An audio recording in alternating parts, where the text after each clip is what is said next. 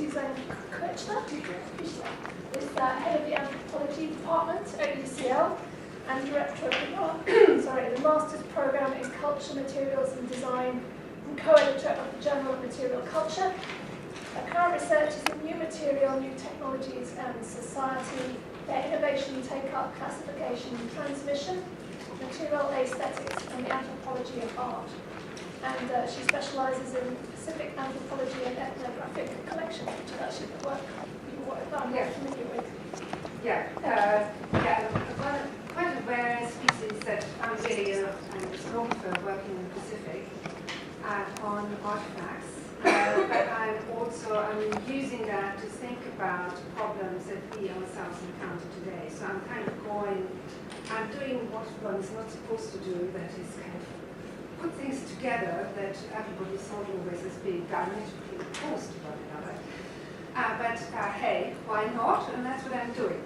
I just wanted to make a comment. I absolutely love the particle chicken, and absolutely suddenly it became quite clear to me why certain peoples in the world that absolutely love, and I'm always speaking about partibility parts, that love partibility is really important ontological concept, love chicken. Just suddenly explains it to me. So I never thought about the chicken as ultimately partible compared to fish, which are not easily partible. What do you think about it? Or sometimes with great trouble with fish. So I'm going to talk about something which may seem slightly difficult, but I will take you, in fact I will take you to the Pacific to kind of ground you and try and get you to think about some of the kinds of ontological questions that are confronting us today as we are confronting this new future world of ambient materials, ambient material technology, of materials that are not just dead matter, but that are able to react, to be reactive, but to respond, and that in some form are living, or maybe composed of living things, maybe composed of cell-like structures, maybe capable of transformation, mutation, possibly metamorphosis, etc., who knows? Of a new world in which distinctions between human, object, subject, object, animal, non-organic, inorganic, are going to be sliding and slipping, probably colliding, and who knows, completely be obfuscated, disappear in front of us. A world in which immanence, in which immanence is in fact the main problem. The question of life, immanent within things, within human beings, within animals, within plants, is something that life we can't observe. We can only observe when it comes to the surface, when it actually creates actions on the surface. We can't really contest the aliveness of something. In the Pacific, where I will take you in a minute, people absolutely are crazy about stones. And stones are turned into stone, altar stones are traded, stones are exchanged. Now, stone is probably the least alive thing, so you could imagine that one can think of. But in fact, this is not what people think. And what they pay great attention to is the surface capacity of stones. That is what stones do if you put them into certain kinds of environments, if you heat them up. If you create stone ovens out of them, you put food inside. If you rub stones against one another, and it is what stones give off, what their surface, how their surface changes, or what their surface produces, that makes stones into living kinds, into living things. And it is this what I want you to think about. So I want you to kind of think about surface and the nature of surface and how surface texture and textures of things actually get us to think about qualities that we ascribe to life to living kinds, qualities of transformation, quality of mutation, quality of even metamorphosis, that is one thing changing into another thing, completely different kind of thing. And I will take you in a minute to the Pacific. So I will not be abstract, I will take you to a quite concrete world where in fact people have thought about, have lived their lives, and context, one other point that I want to make right at the outset, context is not around things. Context, you must understand, is within things. It's completely wrong to understand, to think that we create something which then humans consume or adopt or do things with. They only do that if the actual context within the thing itself resonates and somehow corresponds to the context that is around the thing. So its context is never just around the artwork, the crafted object, the designed high-tech new material or new technology. It must be within it. It must be within it. And it's precisely the correspondence between the within and the without that is the huge problem of our time. Because we can create any artwork, we can create any design object, any high-tech object, if it is not actually corresponding to what is around, to the social relations, to people, people's ideas, people's dreams, desires, and understandings, capacities for understanding what they mean. If people cannot understand what they come to know around them, they will not take to it. They will not take to it. Why does the Pacific Islander take to the chicken? Why does the Pacific Islander take to the chicken? Why did the Pacific Islander take to cloth when it was introduced by merchants, by ships, by traders? Because it is partible. Because fundamentally it is a partible material thing. And partibility, I will tell you, is absolutely fundamental to the ontologies of Pacific Islanders. If you are meeting something and you get people get regularly into prison in Port Moresby in Papua New Guinea because they get this wrong. Because somebody has designed paper notes that say on the paper note 1 kina, 10 kina, whatever. So you've got a 10 kina note, like a 10-pound note, but it's only one thing. And it can't be parted. So you end up, you can't actually take it apart and give it to somebody else. You can't cut it, then it's no longer valuable.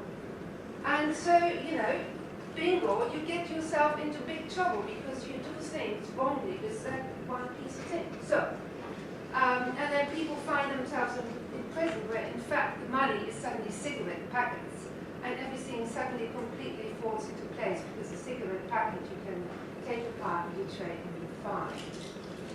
So, just as an example, the inside, what we imagine the inside to be, the workings of whatever we design, we craft, we make as artists, has to resonate with the kind of stuff people work with, how they think, what they think with, and what they think with, and then come to attribute an understanding to that thinking. So it's not just knowledge, but how people come to understand what they know, understand knowledge. Okay? Now, really, for me, I've recently rediscovered Deleuze. Now, Deleuze, worked in this sort of early, most of his works were released sort of quite a long time ago for us, 21st century people. Deleuze's essay really on philosophy is absolutely fantastic. He talks about the plane of immanence. And I recently rediscovered this piece where he really talks about these kinds of flattening of distinctions, which are collapsed, which completely collapse, distinctions between the object, the subject, the distinction between the singular and the multiple. Distinctions that we completely take for granted between things that we operate with all the time. And I want to take that as a sort of starting point here to really think about the idea of immanence absolutely going hand in hand fundamentally with the flattening, the collapsing of oppositions, of distinctions that we in the West take fundamentally for granted when we move through our world, when we distinguish between the multiple and the singular, and when we distinguish between the living and the non-living. And we can, well, I think it's a very important starting point. It's a very important starting point which gets you to think about concepts such as closure, for example, and multiplicity, which I will argue are sort of fundamental to ontologies of immanence, and also to a kind of an imagination which I will try and argue is fundamental to an ontology of immanence, and that is a fractal imagination. Fractality, which breaks down fundamentally the distinction between the singular and the multiple. Fractality which operates only and fundamentally can only be understood via an affinity with kind of partibility, and a partibility that works in a way in this flattened sense. It's a kind of planar, flattened understanding of how you can create surfaces that extend out of one, and that ultimately are still one, that are still reducible back down to one, even though you can extend them as far as you like. Fractal imagination, absolutely fundamentally fascinating and interesting. And fractal imagination is at home in very specific cultures around the world, and it's really interesting to think why that might be the case, and where that kind of fractal imagination is found, and what goes along with it. It tends to be found there where we have always assumed the cultures to reside that are most resistant to Western ideology, okay, to our distinction between subjects and objects. So down here, but so the third point I want to make in my talk will be that really we have to think about the difference which the crafting of immanence in the future will make to culture and society. What kind of culture do we need to have? What kind of society do we need to have in order for that immanence to work that we are going to craft? If we are not going to have that society, it is not going to work. We may create it in the long run with lots of starts and stops. Many innovations actually didn't take off immediately, they take off a century later, when social relations have changed, have transformed, have begun to accommodate these new ideas. Rapid prototyping, for example, was actually invented in the late 19th century, but it dropped dead like after 5 years. Nobody wanted to know, and nobody took it up. So what will it take to be taken up? How will it change the way we see ourselves, the way we conceive of our institutions? Now, I want to argue that actually what we are facing is the most radical unseating of Western ideology, of Western forms of statehood, of Western forms of institutions and ideologies of institutions, ontologies associated with institutions since medieval time. What we are seeing is a fundamental unseating of ideas of the double that have created the basis of the so-called social body.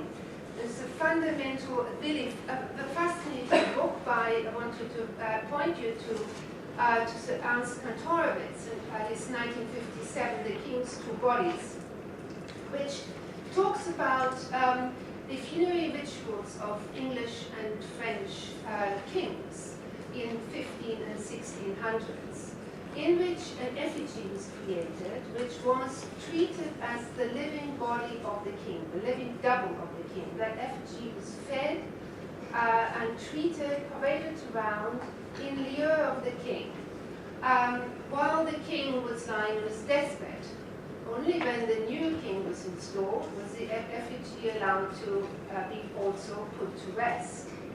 That is a separation by this effigy, which was, ostensibly today we say, how can the sculpture be living, particularly when the sculpture, but it was thought to be alive, and it was actually fed and watered like a living person. Now, why?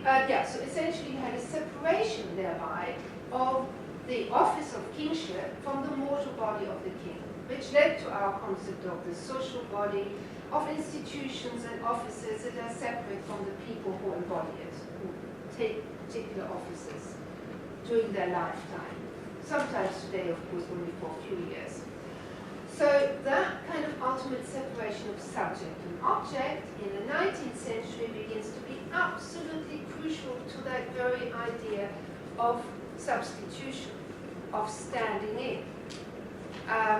The object being capable of substituting persons, but also persons standing in for quasi-other persons or quasi-objects, quasi-institutions, etc. So the idea of substitution, which is a very important fundamental idea that has regulated labor, has regulated our labor market, is a fundamental idea behind the machine, etc., etc. Now, I would argue we are absolutely at this point where this is going, and we are moving to quite a new way of understanding labor and all kinds of institutional forms that go along with it, let alone the distinction between subjects and objects, which are completely flattening, collapsing, very much in the Deleuzian form, whereby objects are becoming as much agentive and subjective and lifeline as well as subjects turning the opposite way. That as we are kind of nearing this solution, we are coming to think about, well, actually, what is actually now, where are we going? And we are faced with this question, well, are we in a state of tabula rasa? Is what should be after substitution? What should be after the subject-object distinction? And what should come after dialectics between subjects and objects? Where to turn, if not to 19th century? Which century should we turn to?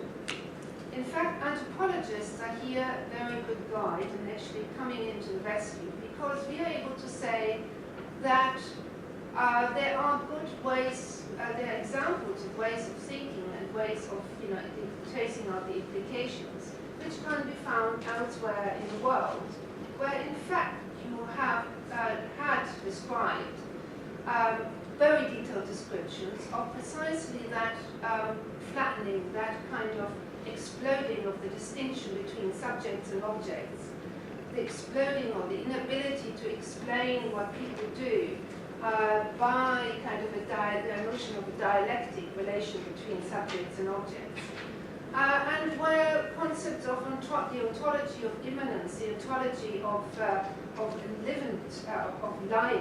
likeness, the likeness of creating things that are like life and that come very close to life itself, has been the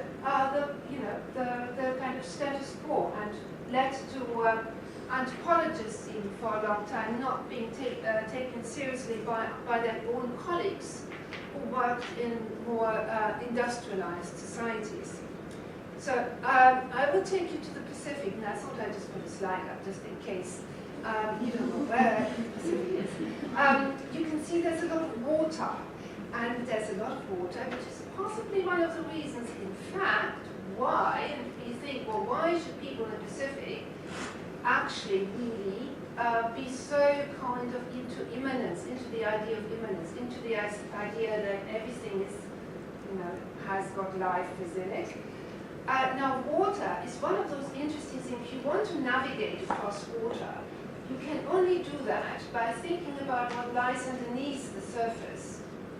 If you ignore that simple fact, as we know, many ships around Britain have done? Well, you just run ashore. You run around on a rock or on, yes. So actually, really important is knowing what is underneath, what you cannot see, figuring out what you cannot see, and creating or trying to understand what you cannot see in relation to what you can see, what actually appears on the surface of the water, the ripples of the water, the kind of currents that you can detect by observing how the water flows, etc., etc. And then clearly also seeing what is beyond the stars, the islands that you can see on the horizon, etc. Okay? So, you've got to think about creating something like a canoe, like a boat, that actually takes all that into consideration. It takes into consideration the wind, as well as the currents and the underwater, right? So there you have, immediately you begin to see that here you have a mode of attention that actually attends to the invisible, that attends also to crafting the world around you in ways that is in tune with what is not visible, or what is barely visible on the surface, what articulates itself as a transformative capacity, as a capacity for transformation, for change, and for action, for agency, for doing something. Water is always doing something, it's going somewhere, or leading you to go somewhere. And yourself, the thing that seemingly is independent of it. Yes? Are we getting it? Are we following? Okay, good. So I will take you first of all to Australia, where we find what I want to try and do is just get you to think about now texture and surface and what people do with it. Now in Australia, many of you will have been in Australia, you will appreciate that if you fly across Australia, you actually look down many parts and you look almost, it's as if you look at an acrylic painting. This is an acrylic Aboriginal painting. And really what Aboriginals do is just, forget all the details, not important.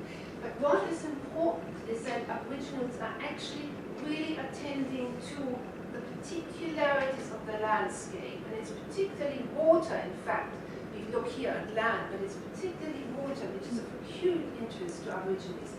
And they attend to it with great detail. They detect from it, and really it's all about the land itself, the country, is living, is alive, is fully, it's a sort of parallel world actually which is happening and which kind of crystallizes itself on the surface. So surfaces are all about texture, and they're also all about light. Particularly water gives off light, but also the land gives off light. It changes its color with the coming of the rain, so it's actually life, the liveness of country articulates itself in the coloration, the changing, transforming coloration of the land itself, and the light that it gives off as a result.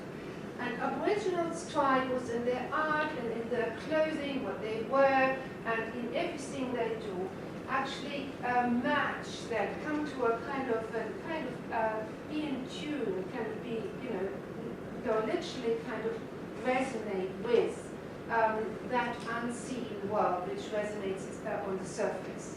So it's this kind of complete being in tune and being in correspondence with the world that seemingly goes on without people.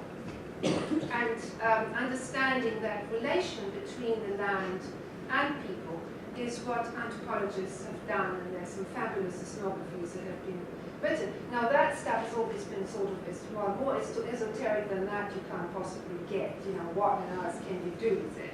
Now I find it really interesting because it gets us to think about surfaces that are alive and how people actually relate to such surfaces. What do they do? How do they think actually, and how have they created ways of interacting with it that make that whole thing not just exciting but actually also very pertinent. But also what kinds of societies have actually grown up there. Now for that I will take you very speedily, and I'm just going to speed up.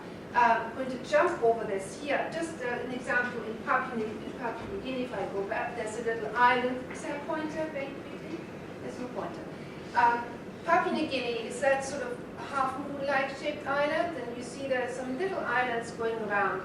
You have these fantastic exchange networks happening in the Pacific where people constantly give each other things. And then what they do is that they create connections by taking literally things apart and giving each other bits.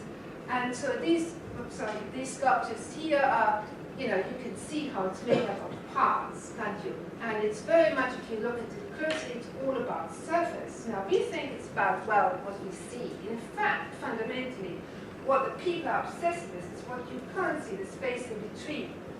I've written about these things as knots, and they're literally conceived of as knots, as knotted kind of surfaces, whereby really what is carved away is really the important thing, is the thing that is thought to be alive. The wood chips heaping up at the back of the hut are the really important stuff, not the figures themselves in actual fact. We find thousands of them in our museums. They are literally thrown away afterwards. That's a kind of inverted hole.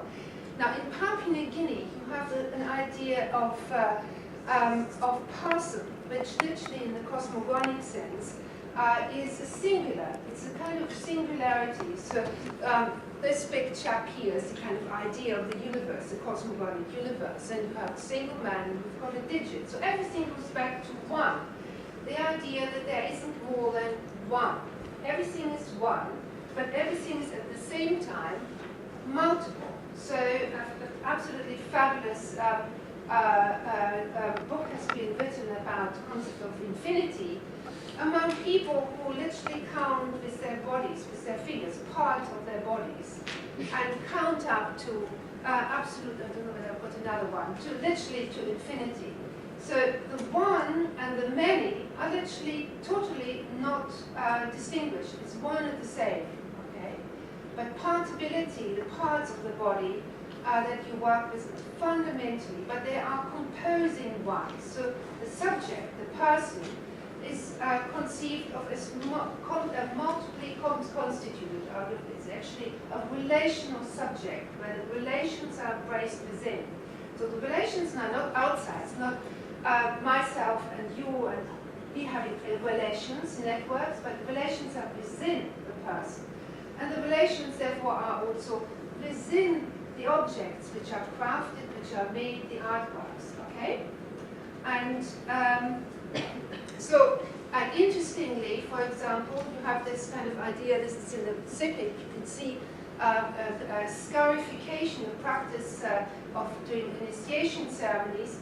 Persons actually, and that's a really interesting thing, you have relations embraced within, so literally you're completely living, complete entity, it's a total system, but you need to have closure. You've got to have complete and utter closure in order to maintain that, okay? And so literally kind of creating a physical kind of almost, suit around you.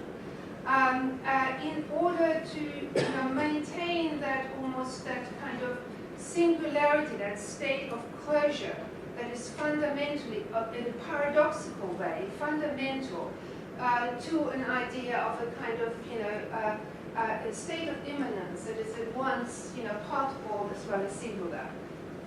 Paradoxically, it's a fundamental aspect. Now, you see here certain kinds of dances.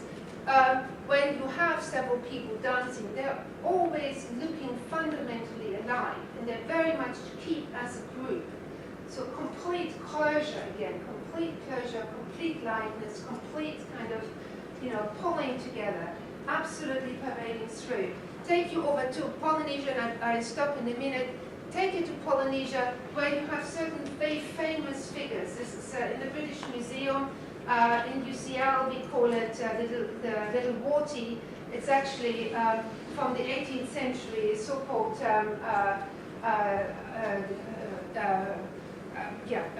associated with a famous god. It's a casket. You can open it up at the outside. But if you see if you look at the body of that figure, it has all these little kind of multiples coming out. So literally, it's kind of singular, which is is at the same time a multiple, yes, which is at the same time has got literally kind of social biography, social context completely implied. These are other examples of neighboring island in Polynesia, again from early 19th century, and you see that they are very tightly wrapped up. So outside of the ritual context, at the end of the ritual, during the ritual they're opened up. Outside of the ritual context, they were tightly wrapped up. So the idea of wrapping, containing in, keeping within quite hugely important for art objects that are actually having, where life is immanent within, it's actually within the figure. Today, these same islanders are making these scripts, which again are wrapped around the bodies of the dead. And again, you can see they're made up out of fractal. They're fractal actually in composition. So they're made up out of all these self-similar kinds of parts and are assembled in that same way, creating one whole thing, which is then again, wrapped around bodies.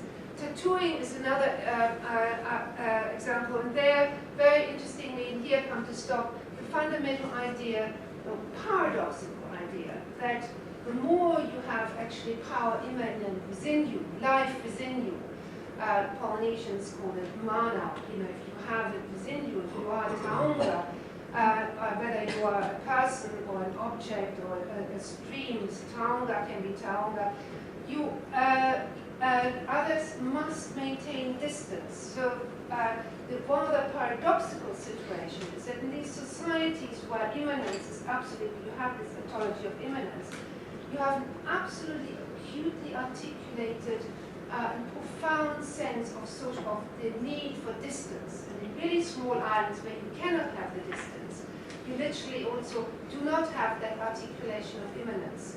You do not have the articulation of a kind of sense that things are alive. It's only when you have enough space that you can articulate does it really come to the fore. And you have the creation of social systems that are feudal, with absolute complete separation between commoners and aristocracy. The aristocracy, of course, having all the things that are older, and everybody else has to maintain distance because of fundamental ideas of danger.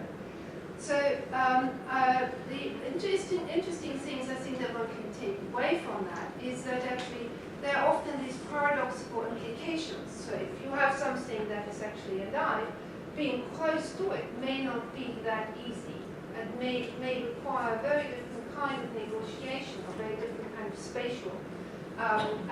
spatial management than we would be accustomed to, which in turn inflects upon the kinds of social relations, the kinds of institutions, the kinds of,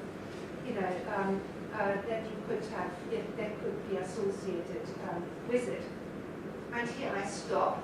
I hope I made some sense and left something in the air, which I'm sure now Raymond will take forward into the real world of new materials.